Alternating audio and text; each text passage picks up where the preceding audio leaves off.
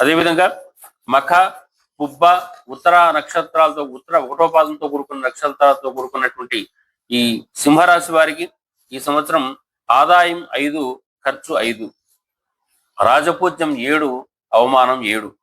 వీరికి ఈ సంవత్సరం గురుగ్రహం యొక్క అనుకూలత చాలా విశేషంగా ఉంటుంది.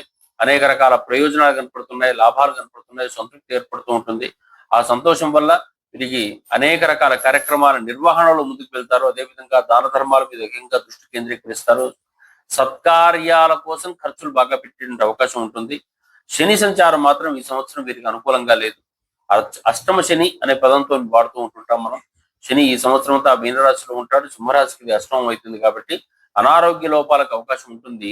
ఆ అనారోగ్య లోపాలు రాకుండా ఉండటానికి నూనెతోని స్నానాలు చేస్తూ ఉండటం, నూనె వారానికో 10 రోజులకు ఒకసారి తైలాభ్యంగన స్నానాలు అంటూ ఉంటాం, గట్టిగా రుద్దుకొని స్నానం చేస్తూ ఉండటం, యోగా ప్రాణాయామాలు నిర్వహించడం, చక్కని గాలిని పీల్చుకుంటూ ఉండటం, ఇటువంటి పనులన్నీ చేస్తూ దైవ శక్తి వైపు ఎక్కువగా దృష్టి కేంద్రీకరిస్తూ ప్రదక్షిణలకు, శరీరం కదలికలకు ఎక్కువగా ప్రాధాన్యం ఇవ్వటం, నీళ్లు ఎక్కువగా తాగటం, మసాలా భోజనాలు తగ్గించడం, ఇవన్నీ చేస్తూ ఉండేటట్టయితే శని ఎక్కడో ఉన్నాడని చెప్పేసి అనే భావన మనకు ఉంటుంది. అక్కడెక్కడో దేవుని గుడి లోపల విగ్రహంలో కనపడటం, మన శరీరంలోని విసర్జక వ్యవస్థ మొత్తం కూడా శనికి సంబంధించింది, శ్వాసకోశ వ్యవస్థ మొత్తం కూడా శనికి సంబంధించింది.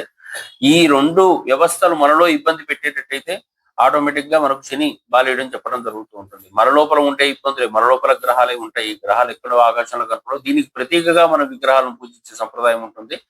ఆ శని మీద చేసే పూజల కన్నా ఈ శని లోపల ఉండేటువంటి వాడిని పూజ చేస్తూ అక్కడ పోయి దైవశక్తిని పెంచుకుంటూ ఉండాలి. వాటిలో దైవాన్ని దర్శించాలి, శక్తిని దర్శించాలి. ఈ పనులు మనం చేయడం శ్రేష్టం.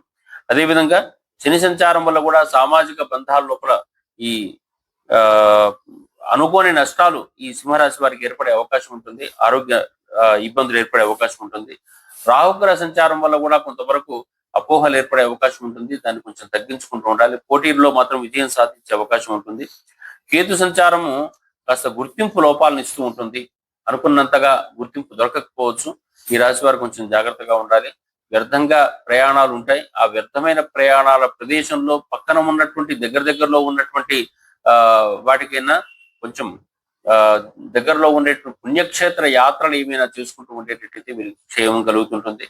ఈ సంవత్సరం ఈ సింహరాశి వారికి శనికి సంబంధించినటువంటి దోష నివారణలు కలగటం కోసం తప్పనిసరిగా ఈ హనుమత్ ప్రదక్షిణలు, అదేవిధంగా రుద్రాభిషేకాదులు, లక్ష్మీ నరసింహ ఆరాధనలు చేసుకుంటూ ఉండటం వల్ల మేలు కలుగుతూ ఉంటుంది.